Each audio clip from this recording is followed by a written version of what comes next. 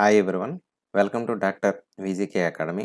AP TET మరియు DSC 2026 ప్రిపరేషన్లో భాగంగా class wise, lesson wise most important bits తయారు చేసి మీకు అందిస్తున్నాం. ఈ video AP TET paper 1, paper 2 మరియు డిఎస్సిలకు చక్కగా ఉపయోగపడుతుంది. ఈ వీడియోలు అన్నీ మన ఛానల్లో ప్లేలిస్ట్ నందు క్లాస్ వైజ్ మోస్ట్ ఇంపార్టెంట్ బిట్స్లో మీకు అందుబాటులో ఉంటాయి. ఈ ప్లేలిస్ట్ను మీరు పూర్తిగా చూసినట్లయితే సైన్స్ విభాగం నందు 70-80% మార్కులు ఖచ్చితంగా సాధిస్తారు. మన ఛానల్లో అందించే ఈ వీడియోలను మీరు మిస్ అవ్వకుండా ఉండాలంటే ఇప్పుడే మన ఛానల్ను సబ్స్క్రైబ్ చేసుకోండి. వీడియో చూస్తున్నప్పుడు ఏ క్షణంలో అయినా మేము అందిస్తున్న కంటెంట్ మీకు నచ్చితే తప్పకుండా లైక్ చేయండి. ఇప్పటికే 7వ తరగతి పాఠ్యాంశానికి సంబంధించి పార్ట్ 1, పార్ట్ 2 వీడియోలను అప్లోడ్ చేసున్నాం. ఈ పార్ట్ 1, పార్ట్ 2లో మొదటి 7 యూనిట్లకి సంబంధించిన బిట్స్ అన్నీ కవర్ అవటం అనేది జరిగింది. ఇంకా ఈరోజు చేయబోయే పార్ట్ 3 వీడియోలో యూనిట్ 8 నుంచి యూనిట్ 13 పాఠ్యాంశాలకు సంబంధించిన మోస్ట్ ఇంపార్టెంట్ బిట్స్ తయారు చేసి మీకు అందిస్తున్నాం. ఇంకా ఆలస్యం చేయకుండా బిట్స్ను 1 బై 1 చూసేద్దాం. మొదటి ప్రశ్న, జనకతరం జీవుల నుండి కొత్త పిల్ల జీవులు ఉత్పత్తి కావటం ఏమంటారు? ప్రత్యుత్పత్తి అంటారు. ఇది అందరూ కరెక్ట్గా గెస్ చేస్తారు. వివరణ ఒకసారి చూద్దాం. తల్లిదండ్రుల నుండి కొత్త జీవులు ఉత్పన్నమయ్యే ప్రక్రియను ప్రత్యుత్పత్తి అంటారు. ఇది జీవజాతి మనుగడకు అత్యంత ఆవశ్యకం.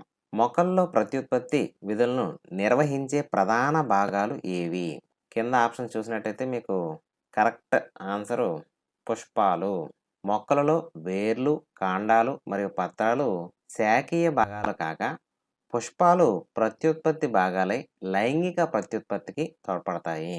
విత్తనాలతో నిమిత్తం లేకుండా వేళ్ళు, కాండాలు, పత్రాల ద్వారా జరిగే అలైంగిక ప్రత్యుత్పత్తిని ఏమంటారు? చాలా ఇంపార్టెంట్ ఇది. శాఖీయ ప్రత్యుత్పత్తి.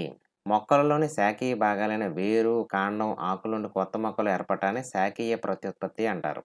తర్వాత ప్రశ్న, పత్రపు అంచుల యందు ఉన్న కోరకాల, వీటిని మొగ్గలు అని కూడా అంటారు, ద్వారా శాఖీయ ప్రత్యుత్పత్తి జరిపే మొక్క ఏది? చాలా ఇంపార్టెంట్. రణపాల. రణపాల మొక్క ఆకులు అంచు వద్ద మొగ్గలు ఉంటాయి. ఈ ఆకులు తడి నేలపై పడినప్పుడు ఆ మొగ్గల నుండి కొత్త మొక్కలు వస్తాయి. ఈస్ట్ కణాల్లో జరిగే అలైంగిక ప్రత్యుత్పత్తి విధానం ఏది? ఇది కూడా చాలా ఇంపార్టెంట్. కోరకీభవనం. ఈస్ట్ కణం నుండి చిన్న బల్బు వంటి కోరకం వెలువడి పెరిగి వేరే కొత్త ఈస్ట్ కణంగా మారుతుంది. ఈ ప్రక్రియను ఏమంటారు? కోరకీభవనము. మోస్ట్ ఇంపార్టెంట్ ఇది. స్పైరోగైరా వంటి శైవలాలు తమ సంఖ్యను వేగంగా పెంచుకునే ప్రత్యుత్పత్తి పద్ధతి ఏది? మొక్కలవ్వటం. స్పైరోగైరా తంతువులు 2 లేదా అంతకంటే ఎక్కువ మొక్కలుగా విడిపోయి ప్రతి మొక్క కొత్త జీవిగా పెరుగుతుంది. రొట్టె, బూజు అంటే శిలీంధ్రాలు, నాచు మరియు ఫెర్న్ మొక్కల్లో జరిగే ప్రత్యుత్పత్తి విధానం ఏది? ఈ బిట్ చాలా ఎక్కువసార్లు ఇచ్చాడు. సిద్ధ బీజాల ఉత్పత్తి. మోస్ట్ రిపీటెడ్ బిట్ ఇది. సిద్ధ బీజాల ఉత్పత్తి. సిద్ధ బీజాలు గాలిలో తేలియాడుతూ అనుకూల పరిస్థితులు రాగానే మొలకెత్తి కొత్త జీవులను ఏర్పరుస్తాయి. ఒక పుష్పంలో కేసరం లేదా అండకోశాలలో ఏదో ఒక భాగం మాత్రమే ఉంటే ఆ పుష్పాన్ని ఏమంటారు? చాలా ఈజీ. ఒక భాగమే అంటే ఏమవుతుంది అప్పుడు? ఒక అంటే ఏకలింగ పుష్పము. మొక్కజొన్న, బొప్పాయి, దోస మొదలైన వాటిలో కేవలం కేసరావళి లేదా అండకోశం మాత్రమే ఉండే ఏకలింగ పుష్పాలు ఉంటాయి. పరాగకోశం నుండి పరాగ రేణువులు కీలాగ్రానికి చేరే ప్రక్రియను ఏమంటారు? చాలా ఇంపార్టెంట్. పరాగ రేణువులు పరాగకోశం నుండి కీలాగ్రాన్ని చేరటాన్ని పరాగ సంపర్కం అంటారు. ఫలదీకరణం అనంతరం పుష్పంలోని అండాశయం మరియు అండాలు వరుసగా ఏ విధంగా మారతాయి? అండాశయం ఏమో ఫలంగా మారుతుంది, అండాలేమో విత్తనాలుగా మారతాయి. ఫలదీకరణం తర్వాత అండాశయం పెరిగి ఫలంగా మారుతుంది, అండాలు విత్తనాలుగా అభివృద్ధి చెందుతాయి. ఒక వస్తువు ఏకాంక కాలంలో ప్రయాణించిన దూరాన్ని ఏమంటారు? ఇది నేరుగా డెఫినేషన్ ఇది. ఏకాంక కాలంలో ప్రయాణించిన దూరాన్ని ఏమంటారు అంటే వడి అని అంటారు. వడి సూత్రం చాలా ఇంపార్టెంట్. ప్రయాణించిన మొత్తం దూరంపై ప్రయాణానికి పట్టిన కాలము. వస్తువు ఎంత వడితో చెలుస్తుందో ఇది తెలియజేస్తుంది. వడికి వేగానికి కొద్దిపాటి వ్యత్యాసం అయితే ఉంటుంది. మీకు తర్వాత క్లాసెస్లో అది ఎక్స్ప్లెయిన్ చేస్తాను. వడి యొక్క ప్రాథమిక అంతర్జాతీయ ప్రమాణం ఏమిటి? ఇందాక ఫార్ములా తెలిస్తే అందరూ కరెక్ట్గా పెడతారు. వడి ఈజ్ఈక్వల్ టు దూరము బై కాలం. దూరానికి ప్రమాణం మీటరు, కాలానికి ప్రమాణం సెకను, కాబట్టి మీటర్ పర్ సెకండ్. అంటే ఆప్షన్ బి అవుతుంది. సరళ రేఖ వెంబడి చలిస్తున్న వస్తువు ఒడి మారకుండా స్థిరంగా ఉంటే ఆ చలనాన్ని ఏమంటారు? అందులోనే ఉంది మారకుండా స్థిరంగా, సమచలనము, యూనిఫామ్ మోషన్ అని అంటారు. లోలకం ఒక పూర్తి డోలనం చేయడానికి పట్టే కాలాన్ని ఏమంటారు? డోలనావర్తన కాలము అని అంటారు. లోలకం ఒక పూర్తి డోలనం చేయడానికి పట్టే కాలాన్ని ఏమంటారంటే డోలనావర్తన కాలం. ఇవన్నీ నేరుగా నిర్వచనాలు. ఒకసారి వివరణ కూడా చూడండి కావాలితే మీకు. లోలకం అంటే గడియారంలో ఉంటూ ఉంటుంది. లేదంటే మీరు ఇంటర్మీడియట్లో కానీ డిగ్రీలో కానీ సైన్స్ స్టూడెంట్స్ అయితే మీరు ల్యాబ్ చేసినట్టయితే లఘులోలకం ఖచ్చితంగా చూసే ఉంటారు. అది ఒక పూర్తి డోలనం చేయడం పట్టిన కాలాన్ని డోలనావర్తన కాలం అంటారు. ఒక నిర్దిష్ట పొడవు గల లఘులోలకం యొక్క డోలనావర్తన కాలం స్థిరంగా ఉంటుందని కనుగొన్న శాస్త్రవేత్త ఎవరు? ఇది చాలా ఇంపార్టెంట్. గెలీలియో. వాహనాల్లో ప్రయాణించే వడిని నేరుగా కొలిచే పరికరం ఏది? స్పీడోమీటర్. స్పీడోమీటర్ వాహనం యొక్క ఆ క్షణపు వడిని కిలోమీటరు పర్ గంటల్లో సూచిస్తుంది. వాహనం ప్రయాణించిన మొత్తం దూరాన్ని కొలిచే పరికరం ఏది? ఓడోమీటర్. ఓడోమీటర్ వాహనం ప్రయాణించిన ప్రయాణ దూరాన్ని కిలోమీటర్లో రికార్డ్ చేస్తుంది. స్థిర ఒడితో చలిస్తున్న వస్తువు యొక్క దూరము కాలం గ్రాఫ్ ఆకారం ఏ విధంగా ఉంటుంది? సరళ రేఖలో ఉంటుంది. సమచలనంలో ఉన్న వస్తువు యొక్క దూరము కాలం గ్రాఫ్ ఎల్లప్పుడూ ఆరంభ బిందువు నుండి బయలుదేరే సరళ రేఖగా ఉంటుంది. కాలానికి ప్రాథమిక ప్రమాణం అందరికీ తెలుసు, సెకండ్. గుర్తుపెట్టుకోండి, ఇది చాలా ఇంపార్టెంట్. కాలానికి ఎస్ఐ ప్రాథమిక ప్రమాణం సెకను. నిమిషాలు, గంటలు అనేవి కాలాన్ని కొలిచే పెద్ద ప్రమాణాలు. ఇక్కడ ఒక ప్రాబ్లం ఇవ్వడం జరిగింది, ఒకసారి చూడండి. 36 కిలోమీటర్లు పర్ గంట వడిని మీటరు పర్ సెకండ్లోకి మారిస్తే వచ్చే విలువ ఎంత? ఏదో ప్రాబ్లం ఇచ్చారు, ఎట్లా సొల్యూషన్ చేయాలన్నట్టయితే చాలా సులభమే. దీని గురించి పెద్ద హైరాణ పడాల్సిన పని అయితే లేదు. ఎలాగన్నది ఒకసారి చూడండి. మనకి ఇచ్చినటువంటిది ఏమిటి? కిలోమీటర్ పర్ అవర్ని మీటర్ పర్ సెకండ్లోకి మార్చమన్నాడు. అలా కిలోమీటర్ పర్ అవర్ని మీటర్ పర్ సెకండ్లో మార్చాలంటే ఆ ఇచ్చినటువంటి విలువని జస్ట్ 5/18తో గుణించాలంతే. 5/18తో గుణిస్తే సరిపోతుంది. ఇది పెద్ద ప్రాబ్లం ఏమీ కాదు. 5/18తో గుణించినప్పుడు ఈ 18 36లో 2 టైమ్స్ క్యాన్సిల్ అవుతుంది కాబట్టి 2 × 5 కాబట్టి 10 మీటర్ పర్ సెకండ్ అవుతుంది. దీంట్లో మళ్ళీ చెప్పాల్సిన అవసరం లేదు, మీరు అందరికీ కరెక్ట్గానే చేయగలుగుతారు. ఈ చిన్ని ప్రాబ్లం ఇది. ఓకేనా? విద్యుత్ ఘటం సంకేతంలో పొడవైన నిలువు గీత దేన్ని సూచిస్తుంది? పొడవైన గీత ఏమో ధనధ్రువం, చిన్న గీత అయితే రుణధ్రువం. అది బాగా గుర్తుపెట్టుకోండి. పొడవైన గీత అయితే ధనధ్రువం, చిన్న గీత అయితే రుణధ్రువాన్ని సూచిస్తుంది. 2 లేదా అంతకన్నా ఎక్కువ విద్యుత్ ఘటాల కలయికను ఏమంటారు? దాన్ని బ్యాటరీ అంటారు. కానీ నిజ జీవితంలో మనం అందరం కూడా ఒకదాని బదులు ఒకటి వాడేస్తూ ఉంటాం. బ్యాటరీ బ్యాటరీ బ్యాటరీ అంటాం. బ్యాటరీ వేరు, ఘటం వేరు. ఘటం అంటే కేవలం ఒక ధనధ్రువం, ఒక రుణధ్రువం ఉంటే దాన్ని విద్యుత్ ఘటం అని అంటారు. ఇలాంటి ఘటాలు ఒకదానికి ఒకటి కలయిక వలన వచ్చేటటువంటిదే బ్యాటరీ. ఇన్వర్టర్ని బ్యాటరీ అంటారు. Inverter battery. మనకి ఈ రిమోట్లోనూ యూజ్ చేసేదే, గడియారాల్లోనూ ఉపయోగించేటటువంటి అన్నిటిని కూడా బ్యాటరీస్ అనకూడదు. విద్యుత్ ఘటము, ఇంగ్లీష్లో అయితే సెల్ అంటారు. సెల్. ఓకేనా? తర్వాత బిట్టు చూద్దాం. విద్యుత్ బల్బులో కాంతినిచ్చే సన్నని తీగ నిర్మాణాన్ని ఏమంటారు? ఫిలమెంట్ అంటారు. ఫిలమెంట్ అంటారు. ఈ ఫిలమెంట్ జనరల్గా టంగస్టన్తో తయారు చేయబడి ఉంటుంది. బల్బులోని టంగస్టన్తో చేసిన సన్నని తీగను ఫిలమెంట్ అంటారు. దీని గుండా విద్యుత్ ప్రవహించినప్పుడు వేడెక్కి కాంతినిస్తుంది. ఈ టంగస్టన్ కూడా ఇంపార్టెంటే. తర్వాత ప్రశ్న.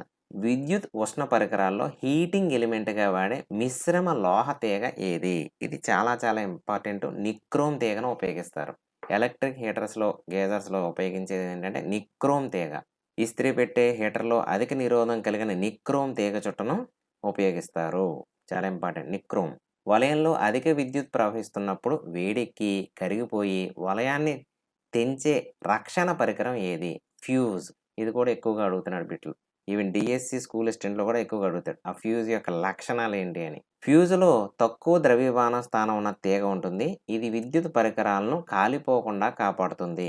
ఏముండాలి? తక్కువ ద్రవ్యమాన స్థానం ఉండాలి. విద్యుత్ పరికరాల భద్రత మరియు సమర్థతకు భారత ప్రామాణిక సంస్థ ఇచ్చే నాణ్యతా ముద్ర ఏది? ఇక్కడ 4 రకాల గుర్తులు ఉన్నాయి. దీంట్లో ఏంటంటే ఐఎస్ఐ మార్క్.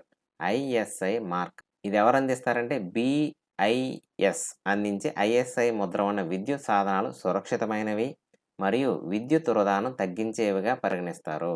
తీగ గుండా విద్యుత్ ప్రవహిస్తున్నప్పుడు దాని వద్ద గల దిక్సూచి సూచి అపవర్తనం చెందుతుందని, అంటే అయస్కాంత ప్రభావం ఉంటుందని కనుగొన్న శాస్త్రవేత్త ఎవరు? గెస్ చేశారా? ఎస్, క్రిస్టియన్ ఆయిర్స్టెడ్ విద్యుత్ ప్రవాహం తన చుట్టూ అయస్కాంత క్షేత్రాన్ని ఏర్పరుస్తుందని మొదటగా ఆయిర్స్టెడ్ గమనించడం జరిగింది. హెచ్సి ఆయిర్స్టెడ్ అని కూడా ఇస్తూ ఉంటాడు. ఇనుప మేకుపై ఇన్సులేషన్ ఉన్న రాగి తీగను చుట్టి విద్యుత్ ప్రవహింపచేస్తే అది ఏ విధంగా ప్రవర్తిస్తుంది? విద్యుదయస్కాంతంగా ప్రవర్తిస్తుంది. విద్యుత్తును ప్రవహించుతున్నంతసేపు ఆ తీగ చుట్ట తాత్కాలికంగా అయస్కాంతంగా పనిచేస్తుంది. కాబట్టి దీన్ని విద్యుదయస్కాంతము అంటారు. అనుకోకుండా కంటిలో పడిన చిన్న ఇనుప ముక్కను తీసివేయటానికి వైద్యులు ఉపయోగించే సాధనం ఏది? విద్యుదయస్కాంతాలను ఉపయోగిస్తారు. ఇనుపరాజును తీయాలంటే చాలా ఈజీగా వచ్చేస్తుంది. విద్యుదయస్కాంతాలు చిన్న చిన్న విద్యుదయస్కాంతాలను ఉపయోగించినట్టయితే వచ్చేస్తుంది. ధన మరియు రుణ తీగలు నేరుగా ఒకదానితో ఒకటి తాకటం వలన సంభవించే ప్రమాదాన్ని ఏమంటారు? షార్ట్ సర్క్యూట్ అంటారు. మనకు సాధారణంగా ఏదైనా అగ్ని ప్రమాదం జరిగినప్పుడు ఈ రోజుల్లో సర్వసాధారణంగా ఉండే కారణం ఏంటి అంటే షార్ట్ సర్క్యూట్ వలన అగ్ని ప్రమాదం జరిగింది అంటారు. షార్ట్ సర్క్యూట్ అంటే ఏంటి అంటే జస్ట్ ధనద్రవం రుణద్రవ తీగలు ఒకదానితోటి కలవడం వల్ల వచ్చేటటువంటి ప్రమాదం అనమాట. వివరణ ఇచ్చాము, ఒకసారి చూడండి. కాంతి ఎల్లప్పుడూ ఏ మార్గంలో ప్రయాణిస్తుంది? సరళ రేఖా మార్గంలో ప్రయాణిస్తుంది. ఇది నేరు బిట్టు. రుజు మార్గం లేదా సరళ రేఖా మార్గము. దర్పణంలో కుడి ఎడమగా ఎడమ కుడిగా కనిపించే దృగ్విషయాన్ని ఏమంటారు? పార్శ్వ విలోమం అంటారు. లాటరల్ ఇన్వర్షన్ చాలా చాలా ఇంపార్టెంట్ ఇది. Lateral inversion. సమతల దర్పణంలో కుడి చేయి ఎడమ చేయగాను ఎడమ భాగాలు కుడి భాగాలుగాను కనిపిస్తాయి. దీన్నే పార్శ్వ విలోమం అని అంటారు. తెరపై పట్టడానికి వీలైన ప్రతిబింబాన్ని ఏమంటారు? ఇది ఆల్రెడీ అంతకుముందు బిట్స్లో నేను డీటెయిల్గా ఎక్స్ప్లెయిన్ చేశాను. తెరపై పట్టినట్టయితే దాన్ని నిజ ప్రతిబింబం అని అంటారు. తెరపైన పట్టడానికి అవకాశం లేకపోతే దాన్ని మిథ్యా ప్రతిబింబం అని అంటారు. ఓకేనా? తెరపై పట్టగల ప్రతిబింబాలను నిజ ప్రతిబింబం అంటారు. సినిమా హాల్లో తెరపై నిజ ప్రతిబింబమే ఏర్పడుతుంది. తెరపై పట్టడానికి వీలు కాని ప్రతిబింబాన్ని ఏమంటారు? మిథ్యా ప్రతిబింబం అంటారు. ఉదాహరణకి మన ప్రతిబింబాన్ని అద్దంలో చూసుకుంటూ ఉంటాం చూసారా, దాన్ని. సమతల దర్పణంలో ఏర్పడే మన రూపం మిథ్యా ప్రతిబింబం అవుతుంది. దీన్ని తెరపై పొందలేము. వర్చువల్ ఇమేజ్ అనమాట. చాలా ఇంపార్టెంట్. దంత వైద్యులు మరియు ఈఎన్టీ వైద్యులు పరిశీలనకు ఉపయోగించే దర్పణం ఏది? పుటాకార దర్పణం. బాగా గుర్తుపెట్టుకోండి, పుటాకార దర్పణం. పుటాకార దర్పణం దగ్గరి వస్తువుల వర్ధక అంటే పెద్ద ప్రతిబింబాలను ఇస్తుంది. కాబట్టి వైద్యులు దీన్ని ఉపయోగిస్తారు. చాలా చాలా చాలా ఇంపార్టెంట్ ఇది. Concave mirror.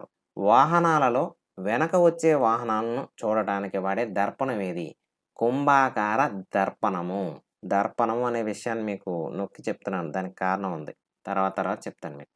Convex mirror. ఇందులో ఏంటంటే విశాలమైన ప్రదేశాన్ని చిన్నదైన నిటారైన ప్రతిబింబాన్ని ఇస్తుంది. ఇది మధ్యలో మందంగా అంచుల వద్ద పలచగా ఉండే కటకాన్ని ఏమంటారు?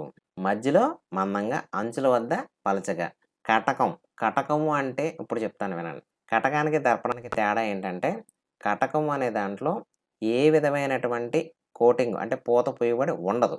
దర్పణం అంటే ఏంటంటే రెండు తలాల్లో ఏదో ఒక తలానికి పూత కనుక పూసినట్టయితే దానిని దర్పణము అని అంటారు. ఉదాహరణకి మన ఇంట్లో ఉండేటటువంటి మిర్రర్, అద్దం అంటాం కదా, అద్దంలో వెనక వైపున సిల్వర్ బ్రోమైడ్ని కోటింగ్ వేస్తారు. ఆ కోటింగ్ వేశారు కాబట్టి మన యొక్క ప్రతిబింబం అద్దంలో కనిపిస్తుంది. కటకం వచ్చేటప్పటికి ఏమవుతుందంటే అది గాజు అనేది పారదర్శక పదార్థం అవటం వల్ల యువతల నుంచి అవతలకి కాంతి ప్రయాణించేస్తుంది. సో వెనక్కి తిరిగి రాదు. కటకాలు అంటే ఏ విధమైన పూత లేనటువంటి గాజు అని అర్థం.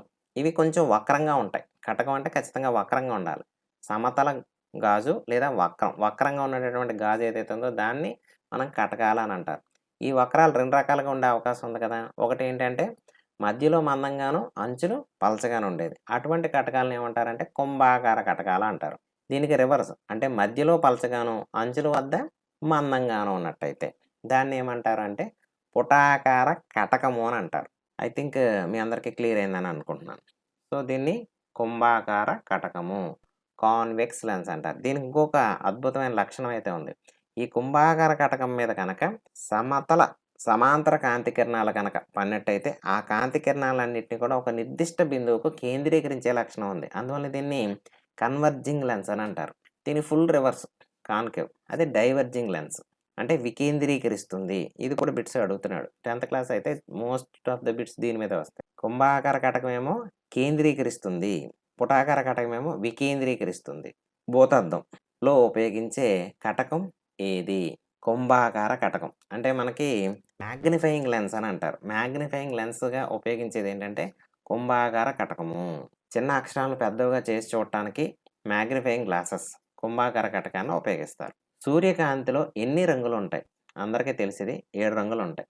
అవి ఏంటి అంటే విబ్‌జార్ అని గుర్తుపెట్టుకుంటే విఐబిజివైఓఆర్ విబ్‌జిఆర్ అంటే వి అంటే వైలెట్, ఐ అంటే ఇండిగో, బి అంటే బ్లూ, జి అంటే గ్రీన్, వై అంటే యెల్లో, ఓ అంటే ఆరెంజ్, ఆర్ అంటే రెడ్. 7 రంగుల చక్రం వేగంగా తిరిగినప్పుడు తెల్లగా కనిపించే డిస్క్‌ను ఏమంటారు? గెస్ చేయండి. యెస్. Newton disc. ఇంద్రధనుస్సులో 7 రంగులు కలిగిన చక్రం వేగంగా తిరిగినప్పుడు రంగులన్నీ కలిసి తెల్లగా కనిపిస్తుంది. అడవిలో పొడవైన చెట్లు శాఖలుగా మిగిలిన మొక్కలపై పైకప్పు వలె నిర్మించే నిర్మాణాలను ఏమంటారు? అడవుల్లో పొడవైన చెట్లు శాఖలు మిగిలిన మొక్కలపై పైకప్పు వలె ఏర్పరిచే నిర్మాణాలను ఏమంటారు? కానోపీ అంటారు. అడవుల్లోని కానోపీ కింద రకరకాల పరిమాణాలు ఉండే శాఖల అడ్డ పొరలను ఏమంటారు? Under story. భూమి పర్యావరణ వ్యవస్థలో అడవులను ఏ అవయవంతో పోలుస్తారు? గెస్ చేయొచ్చు. యెస్. ఆకుపచ్చని ఊపిరితిత్తులు. గ్రీన్ లంగ్స్ అంటాం. అడవులు CO2ను శోషించి ఆక్సిజన్‌ను సరఫరా చేయడం ద్వారా భూమికి ఊపిరితిత్తుల వలె తోడ్పడతాయి. చనిపోయిన మొక్కలు మరియు జంతువుల వ్యర్థాలను కుళ్ళింపజేసే సూక్ష్మజీవులను ఏమంటారు? గెస్ చేయొచ్చు. విచ్ఛిన్నకారులు. డికంపోజర్స్. మీకు ఎప్పుడైనా ఏదైనా బిట్ డౌట్ వచ్చినప్పుడు అది ఇంగ్లీష్‌లో చూసినప్పుడు కూడా కొంచెం మనం గెస్ చేయగలుగుతాం. విచ్ఛిన్నకారులు చనిపోయిన కళేబరాలను మార్చే నల్లని పోషకాలతో కూడిన సేంద్రియ పదార్థం ఏది? గెస్ చేయండి. యెస్. హ్యూమస్. అడవిలో ఒక జీవి మరొక జీవికి ఆహారంగా మారే వరుస క్రమాన్ని ఏమంటారు? ఆహారపు గొలుసు అంటారు. ఉదాహరణకు గడ్డి కీటకం, కీటకాన్నేమో కప్ప, కప్పేమో పాము, పామేమో గ్రద్ద. ఇటువంటి వరుస సంబంధాన్ని ఆహారపు గొలుసు అని అంటారు. వర్షపు నీరు నేరుగా పడకుండా అడ్డుకుని నేల కోతను నివారించే సహజ వ్యవస్థ ఏది? అడవి. అడవుల్లో వృక్షాలు వర్షపు బిందువుల ప్రవాహాన్ని తగ్గించి నీరు నెమ్మదిగా ఇంకేలా చేసి భూగర్భ జలాలను పెంచుతాయి. అడవులను నరికివేయటం వలన వాతావరణంలో ఏ వాయువు శాతం పెరుగుతుంది? Carbon dioxide. చెట్లు తగ్గడం వలన CO2 వినియోగం తగ్గి వాతావరణంలో దాని పరిమాణం పెరిగి వేడి కూడా పెరిగిపోతుంది. అందుకే గ్లోబల్ వార్మింగ్ రావడానికి కూడా మెయిన్ కారణం CO2నే. వాతావరణంలో కార్బన్ డయాక్సైడ్ పరిమాణం పెరగడం వల్ల సంభవించే పర్యావరణ సమస్య ఏది? ఇప్పుడే చెప్పుకున్నాం. భూతాపం పెరిగిపోతూ ఉంటుంది. Global warming. వాతావరణంలో CO2 శాతం పెరగడం గ్రీన్ హౌస్ ప్రభావాన్ని పెంచి భూమి సగటు ఉష్ణోగ్రత పెరగడానికి కారణమవుతుంది. ఇది అందరూ కూడా బాగా ఎక్స్పీరియన్స్ చెందుతూ ఉన్నాం. గత 5-6 సంవత్సరాలుగా ప్రతి సంవత్సరం వేసవికాలంలో విపరీతమైనటువంటి ఉష్ణోగ్రతలు నమోదవుతూ ఉన్నాయి. దీనికి కారణం ఏంటంటే వాతావరణంలో CO2 శాతం పెరిగిపోవటం ద మెయిన్ రీజన్ అనమాట. అడవుల్లో చెట్ల విత్తనాల వ్యాప్తికి సహాయపడే ప్రధాన కారకాలు ఏవి? గెస్ చేస్తారు కరెక్ట్‌గా. యెస్. గాలి, నీరు మరియు జంతువులు. జంతువులు, పక్షులు, గాలి మరియు నీరు విత్తనాలను వివిధ ప్రాంతాలకు మోసుకెళ్లడం ద్వారా అడవి విస్తరణకు దోహదపడతాయి. గృహాలు, పరిశ్రమలు మరియు ఆసుపత్రుల నుండి విడుదలయ్యే మురికి నీటిని ఏమంటారు? ఏమంటారు? మురుగునీరు అంటారు. వివిధ మానవ కార్యకలాపాల ద్వారా కలుషితమై ఉపయోగపడని నీటిని మురుగునీరు అంటారు. మురుగునీటిలో కరిగి ఉన్న మరియు తేలియాడే కాలుష్య కారకాలను ఏమంటారు? కలుషితాలు అంటారు. మురుగునీటిని శుద్ధి కేంద్రాలకు చేరవేసే చిన్న, పెద్ద పైపుల నెట్వర్క్ వ్యవస్థను ఏమంటారు? సీవరేజ్ వ్యవస్థ అంటారు. అంటే ఎక్కడైతే ఈ వేస్ట్ వాటర్ అనేది ఉత్పత్తి అయిందో అక్కడి నుంచి శుద్ధి చేసే ప్లాంట్‌కు వెళ్ళే వరకు ఉండేటటువంటి మార్గాన్నంతా కలిపి మనం సీవరేజ్ వ్యవస్థ అని అంటారు. మురుగునీటి శుద్ధి కర్మాగారాన్ని ఆంగ్లంలో సంక్షిప్తంగా ఏమంటారు? Yes. WWTP. Waste water treatment plant. Waste water treatment plant. WWTP. WWTPలో పెద్ద ప్లాస్టిక్ కవర్లు, కొమ్మలు, కాగితాలను వేరు చేయడానికి మొదట ఉపయోగించేది ఏది? Yes. Bar screen. Bar screen ద్వారా నీటిని పంపినప్పుడు దానిలో పెద్ద పరిమాణంలో ఉన్న కాలుష్యాలు నిరోధించబడతాయి. మురుగునీటి శుద్ధి ప్రక్రియలో పాత్ర అడుగున స్థిరపడే ఘన వ్యర్థాన్ని ఏమంటారు? ఇది ఒకసారి ఇవ్వటం జరిగింది ఈ బిట్టు. స్లెడ్జ్ అంటారు. స్లెడ్జ్‌ను విచ్ఛిన్నం చేసి బయోగ్యాస్‌ను ఉత్పత్తి చేసే బ్యాక్టీరియా ఏది? యెస్. అవాయు బ్యాక్టీరియా. ఆక్సిజన్ అవసరం లేని అవాయు బ్యాక్టీరియా స్లెడ్జ్‌పై చర్య జరిపి జీవవాయువును బయోగ్యాస్ను తయారు చేస్తుంది. శుద్ధి చేసిన నీటిలోని క్రిములను చంపడానికి చివరగా కలిపే రసాయనాలు ఏవి? Most important. అందరూ కరెక్ట్‌గా గెస్ చేస్తారు. క్లోరిన్ మరియు ఓజోన్. క్లోరిన్ మరియు ఓజోన్. నీటిని క్రిమిరహితం చేయడానికి మురుగునీటిని శుద్ధి చివరలో క్లోరిన్ బిళ్ళలు లేదా ఓజోన్ వాయువును ఉపయోగిస్తారు. ఏదో ఒకటి చేస్తే సరిపోతది. మనకి జరిగేటటువంటి మున్సిపాలిటీలన్నిటిలో జరిగేటువంటిది ఏంటంటే ఈ క్లోరిన్‌నే ఉపయోగిస్తా ఉంటారు. వాయు సహిత బ్యాక్టీరియాలు వేగంగా పెరగడానికి WWTPలో చేసే ప్రక్రియ ఏది? వాయు సహిత పెరగాలంటే ఏం కావాలి? వాయువే కావాలి. అంటే ఏం చేయాలి? గాలిని పంపాలి. వాయు మిశ్రితం చేయటం ద్వారా వాయు సహిత బ్యాక్టీరియా శ్వాసించి వ్యర్థాలను విచ్ఛిన్నం చేస్తాయి. విసర్జిత వ్యర్థాలను తక్కువ నీటిలో ఆన్-సైట్ శుద్ధి చేసే పారిశుద్ధ్య వ్యవస్థలకు ఉదాహరణ ఏది? సెప్టిక్ ట్యాంకులు మరియు కంపోస్టింగ్ పిట్లు. భూగర్భ డ్రైనేజ్ లేని ప్రదేశాల్లో సెప్టిక్ ట్యాంకులు, కంపోస్టింగ్ పిట్లు వంటివి ఆన్-సైట్ పారిశుద్ధ్యానికి ఉత్తమ ఉదాహరణలు. చూశారుగా?